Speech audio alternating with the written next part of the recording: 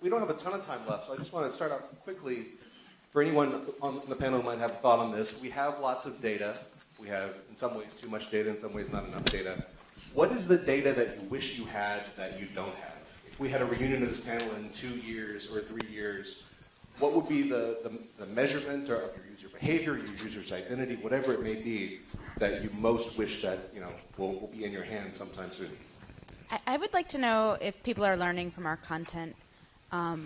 I think a lot of people throw around the word impact. I don't think anybody has really defined that in a meaningful way yet, but if my audience learned something, then I would like to know that and find a way to measure that. Yeah, so what I'd like is, so we've focused exclusively on behavioral data in my first year in the news analytics team, and although we have it on the business side, we have a very large audience research department. I would love to be able to bring down some primary researchers down to the newsroom to look at, to start talking to people and understanding what's going on in their head, not just their fingers. I would say also, just knowing what I know from my past life at Viacom for 15 years, that set-top box data, the data that actually holds the key, like the viewership and the trends and all that behavior is completely locked up in nonsensical reasons for like keeping it, not productive ones. Sure. And I think, from a sustainability standpoint, not an editorial one, I think being able to prove to sponsors that not only do we have the most interesting audience in the world, but the most valuable audience in the world, for the brands and agencies that are paying for the advertising.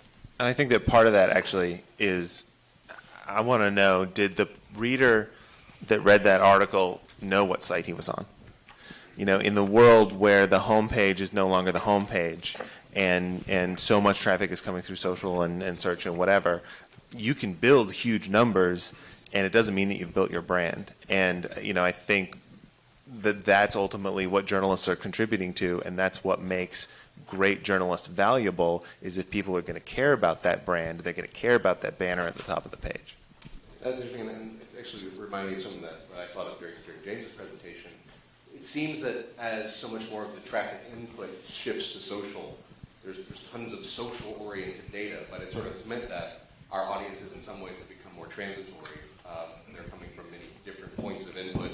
And one of the big challenges, I'll say, we had at Nieman, we do a very socially oriented traffic pattern, is that recirculation, getting someone to go from one article to the next, I'm curious, if you have further things to say, I don't know that you talk about it, but what sort of best practices have any of you seen around getting someone who clicks on a link on Twitter, goes to your site, maybe they know your brand, maybe they don't, but to convince them to stick around and go click on something else?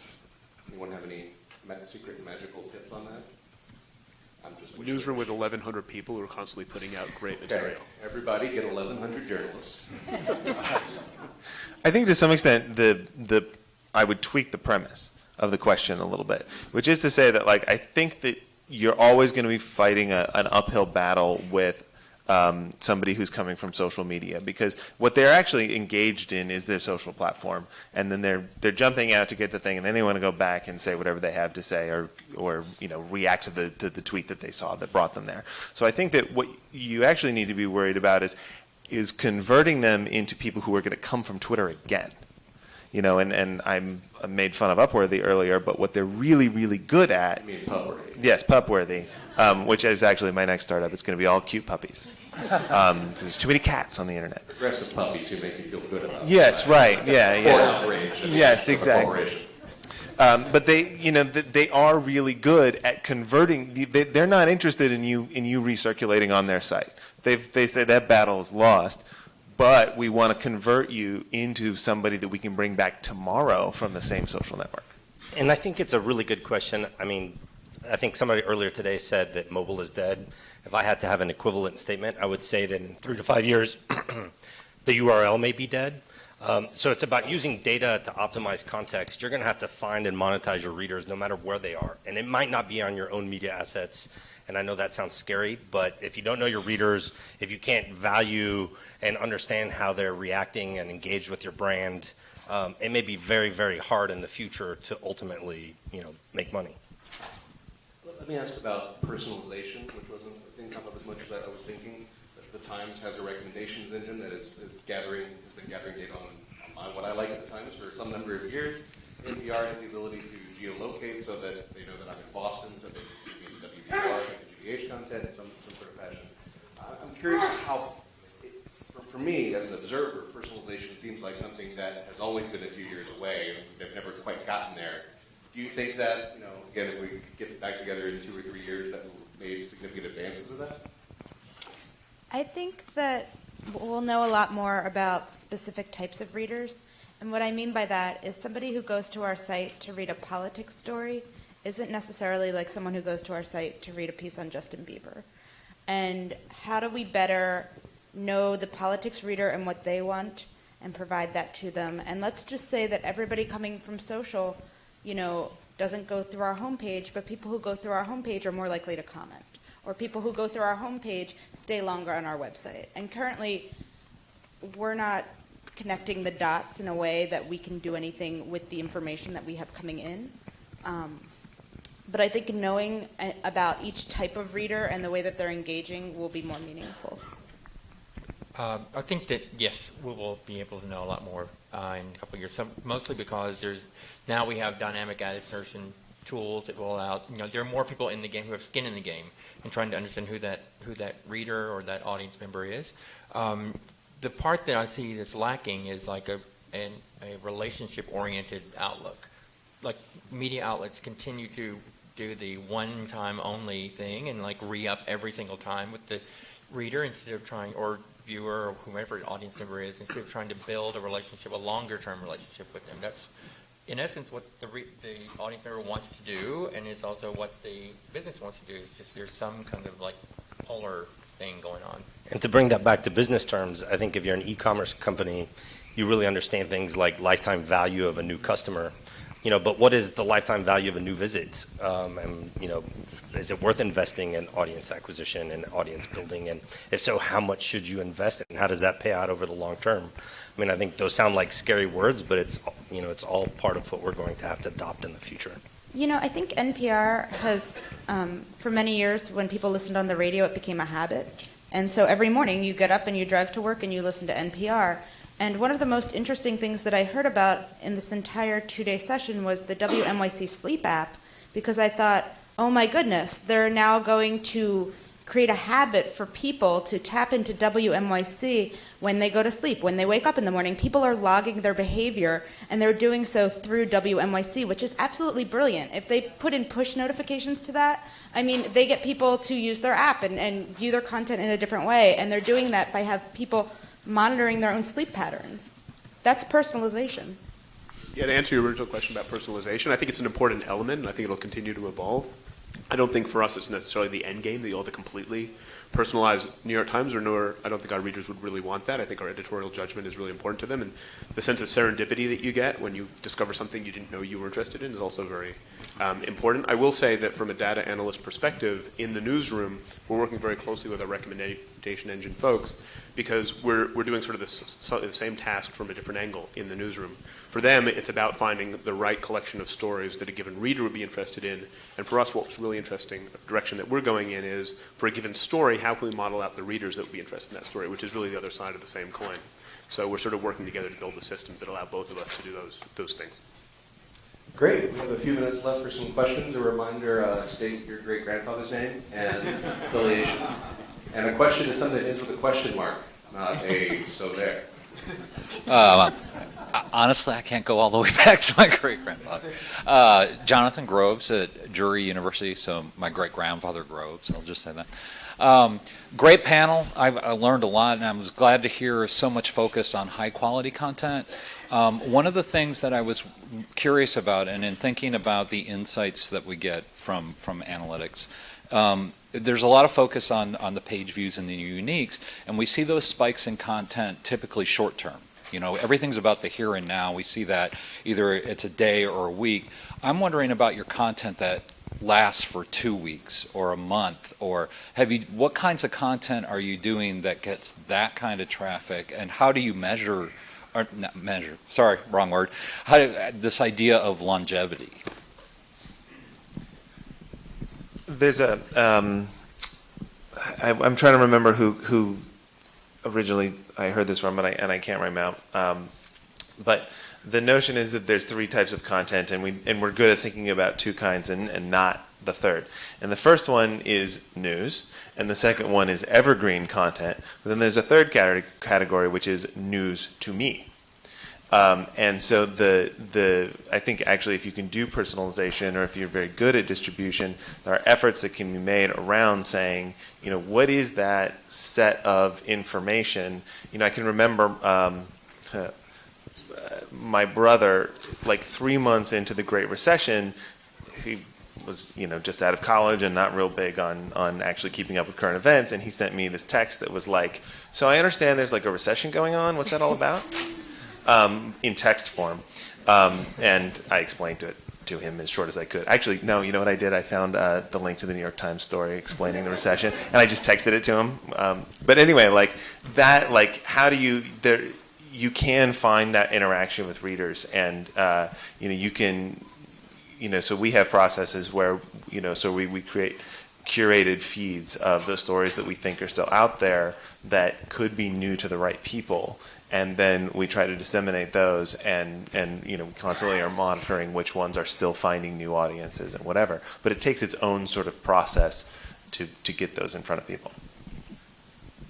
Yeah, I mean, we have a lot of newsy content and evergreen content, and it's pretty easy to tell what has an expiration date and what hasn't. I mean, we have a huge amount of traffic to our archives, going back all the way to 1851. We have a great new app called Times Machine, where you can actually look at articles in their original form in the paper, like read the paper from 1972, which is awesome. So I think, it's what the reader is interested in that time. And there is news that is perishable, but there's a lot that isn't. I'm really interested in evergreen in terms of how you can tag or mark content for being available on either an annual basis, or saying, I'm going to publish this piece and I think it's going to be relevant for the next 4 months. I'm going to publish this piece and it's going to be relevant today and also a year from now and also 5 years from now because it will be an anniversary. We haven't done this. This is just something I'm thinking about.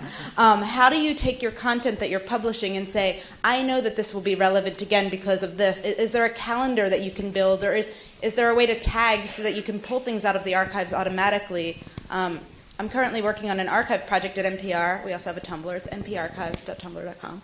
And we pull out a piece from 1984 every day, and we're using it as an experimental space for the NPR library to play around with different kinds of technologies that will potentially allow us to bring up evergreen content on a more regular basis. There was a great story on that Tumblr about the radical trend of women wearing sneakers to work, which was a very interesting window into social mores in 1984. Just related to that, I think there's an extension of that, which is how can you declare content no longer useful? I hate it when I go to Google News to search about an event, say a sporting event, and I get the preview story, even though it's over, because it still exists as a unique URL. I used to work at Fresh Air with Terry Gross, and all of our interviews were taped and all of the intros were live. And the reason for that was when somebody would pass away, we were able to take the interview, slap on a new intro that Terry would read live on air, and then use the same interview. So it was content that part of it was archival, and we could use that again, and part of it was new. We have the opposite experience. We have obits that are already written by people who have passed away. Other questions? Over here in the back. Robert Hernandez, mobile is dead guy. I have a question for Nicholas. Twitter bios. Yeah, that's not in my bio. Question for Nicholas of the Daily Dot. How do you not view an investigative journalism piece into Gone Wild as pandering? How do you not connect that as connected to pandering? And second, this is just out of curiosity, the backstory of your Twitter handle, Yes. Desert Bunny. What would your grandfather think? Attacking a softball, I like. So I think that it's not pandering because that wasn't what they were looking for when they searched for that. They were not looking to find out what Nina 17's background was, where she went to school, why she did, what she got out of it, how it affected her self-esteem. I can guarantee you that most of the people searching Reddit nude pics were not worried about anyone's self-esteem. Certainly not their own. They searched Gone Wild. They didn't search self-esteem, they searched Gone Wild, and they saw breath reading them at the start of the Yeah. So you're saying like, okay, so they searched for Gone Wild and then they saw our shot with breasts at the beginning of the article. Well, I mean, if they were searching, they were probably searching on Google, in which case I guarantee you our article on Gone Wild was not the first thing that came up. Gone Wild was. And second, hopefully it was on the first page though. And second, like the image wasn't there. So I think that, and the traffic actually for that story wasn't search traffic. The traffic that we actually got was social sharing. It was picked up by, women actually wanting to talk about the experience and actually kind of the sex positive movement and that sort of thing. So, I think that you have to take into account where people are in order to. I think somebody was talking about this in one of the other panels. But if you understand where the other person is, they're more likely to listen to you.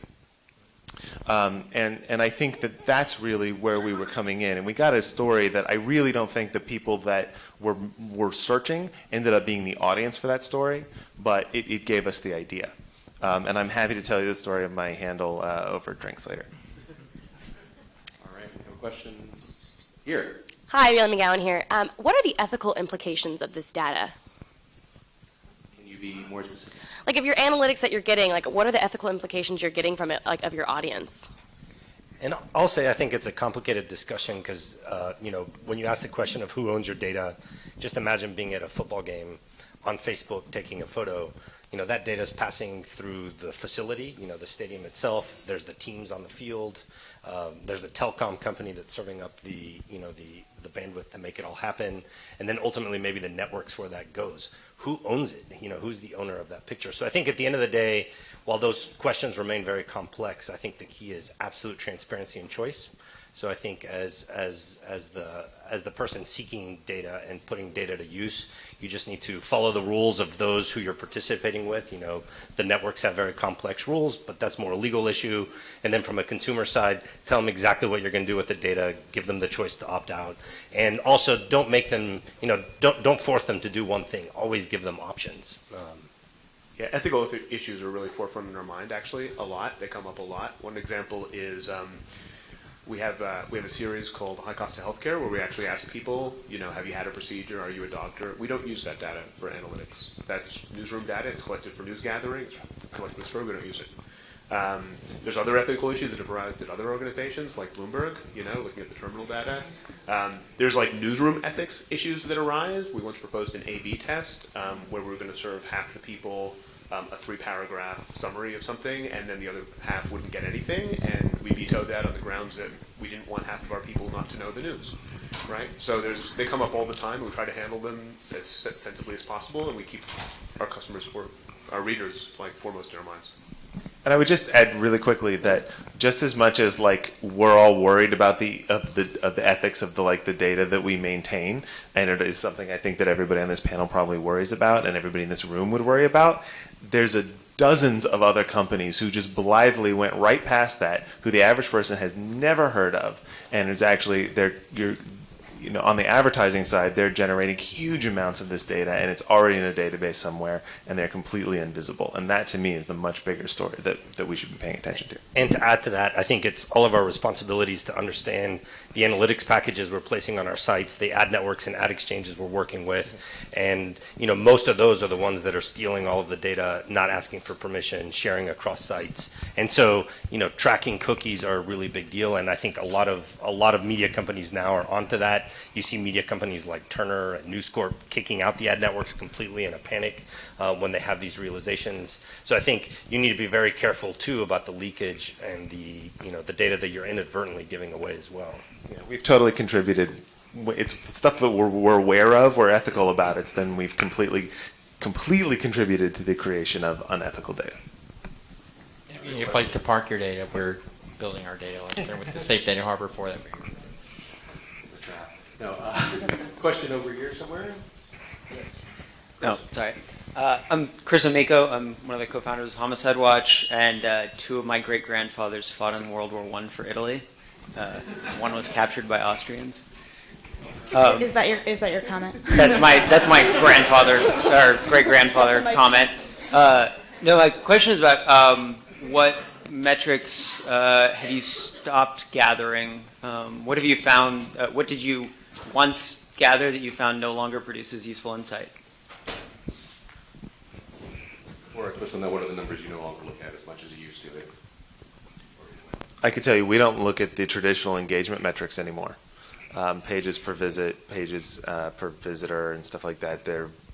Those are essentially irrelevant now, because we've gotten past the page view. You've gotten past so many things, and the nature of traffic now. I don't think those are relevant ways to talk about engagement anymore. There are other ways to do it, but the traditional ways are gone. Just to riff off of that, we don't really look at averages so much. We look at distributions, because we understand segments. So. Yeah, same here. Sentiment also scores. It's not reliable for social media data. Sentiment monitoring. Great. Another question here. My name is Sok-Gang from the University of Texas at San Antonio. I have a quick question about package mapper to James. Hashtag no hope. It showed that several circles in different colors. Then you mentioned that. Would you give us some elaborations on that? Like, is it the color and also the size? And does it show view clicks first, the view counts, and second, does it also show then why some pages have smaller circles and the other have larger circles there? So you can tell them, the newsroom, that why they got really small clicks in those. Sure. So I spoke really quickly when I was doing it, so just a short recap. The size represents the audience for that piece of content. The arrows represent the clicks from one piece of content to another. The color represents the desk or the section that it was published into. And the way that we communicate it to the journalists, what I showed you was really an analyst tool. It's something that is very intuitive to somebody like me, but not so intuitive to somebody who's trying to cover a breaking news event. So one of the next steps, I think, for Package Mapper will be to automate alerts based on things that we see happening. If we see that something is not linked, we might have it go out an email. We might have a chat bot pop up into our homepage producers chat room. We want to give people the information they need to do their jobs, not necessarily blind them with science. So that's how we use it. What were the two concentric circles? Artistic license. At one point, they represented something, but no, they no longer represented it. An artist here. All right. Yeah. Ryan Sengel. I run a content recommendation company called Contextually. Question, have you guys found anything in the data that you can actually use to give to writers so that they can actually change their behavior, or to figure out what kinds of topics or things they should be doing more of, or things they should be doing less of? I am the least qualified person in the newsroom of the New York Times to tell people what to write. That's an editor's job. It's not my job. And the way I approach it is that what they choose to write about is it comes down from the mountaintop, and my job is to help every story find the audience it deserves. So that's not really my role at the Times. I know other companies view it differently, but that's not something that we're doing right now. We do the same thing. One more? Janine Warner, I'm one of Las Gringas que habla español here, and my great-great-grandfather signed the Declaration of Independence. Damn. My grandfather was very proud. I did some research. He was a total renegade. I don't know. Are there any questions you can't answer today that you think you'll have the data for soon? We're 4 weeks into a 6-week development process, so we don't actually have a dashboard yet. I'm the product owner. I pitched the thing to the NPR vice presidents. I have 3 developers. I have a UX guy, Scott. Wright is on my team. We'll make it public. We're not hiding anything. It'll be out in 2 weeks, I think our cycle will end, and then we'll have something. Maybe a slightly adjacent answer, not the exact answer. The question is, I think it's also okay to ask your users questions. Surveys are okay, but don't spend your survey questions asking them things that the data already answers. So many surveys ask us for a lot of the questions that we've answered in every other survey we've ever done. So there are definitely certain things today that the data cannot answer, and maybe never will be able to answer, but back that up with real, knowledge before you go out and ask the question. I'm going to take moderator's privilege and just ask one question very quickly. It's great to talk about having data teams analyzing data. Most people in this room probably don't have anything like that. They probably have Google Analytics, maybe something else. I'm curious from the tools that the average news website might have. Let's assume they have Google Analytics. Is there one or two numbers that comes out of that, or one or two measurements that you think would be particularly valuable? People should be paying more attention to. So there's a if you're on GitHub and you search for Google Analytics Python, there's a program that allows you to write very easy Python programs to pull things out of Google Analytics. I could get the name for it and tweet it out. That's really helpful for smaller shops because you can you literally manipulate the Google Analytics data the way that you'd like. And you don't have to buy anything, you don't have to do anything major. I think we tend to look at the things that are doing really well and not the things that aren't doing so well. I think if you reverse sort lists, sometimes you really see interesting things. If you have like a heat map tool on your homepage, turn the opacity all the way up to 100 and look at the things that aren't getting any clicks. I think if you look at the bottom of the ladder rather than the top, I think there's often insights to be found there. Yeah, if you layer over that data, like what you're selling it for, or what its street value is, it's like you might find out that some of the things that you are seeing as like of low value are like actually a really, really high value and vice versa. Depending on how deep you are into Google Analytics, in the release about 6 months ago, Google Analytics started allowing you to use user segments as well as visit segments, and those are incredibly powerful.